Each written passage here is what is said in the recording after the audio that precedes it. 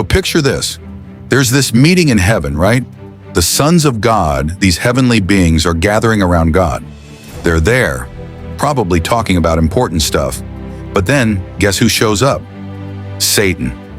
Yep, he just walks in like he belongs there. Now, you'd think a place like heaven wouldn't allow someone like Satan to just stroll in, but here he is, right in the middle of the meeting. What's wild is that Satan wasn't kicked out or anything. God didn't even tell him to leave. Instead, God starts talking to him, asking where he's been. This moment sets up the whole story of Job, where Satan challenges Job's faith, and we see how Job's life gets tested big time. So this meeting isn't just a casual hangout. It's where the drama starts with Satan causing trouble, like he always does. It shows that even in the heavenly realm, conflict is brewing and Job's story is about to get tough. Pretty intense, right? Just imagine Satan casually crashing a meeting with God and the heavenly crew. Stick with me. Let's keep going with what happened after Satan crashed that heavenly meeting. God asks Satan, "Where have you been?" And Satan just straight up says, "I've been roaming around the earth, going back and forth." Like he's just out there, wandering around looking for trouble. And God, instead of shutting him down, says something that sets the stage for everything that's about to happen. God's like, "Have you noticed my servant Job? There's nobody like him on earth. He's blameless, upright, fears God, and shuns evil." Now here's where things get interesting. Satan, being who he is, doesn't miss a beat. He basically says, "Well, of course Job is faithful. You've blessed him with everything.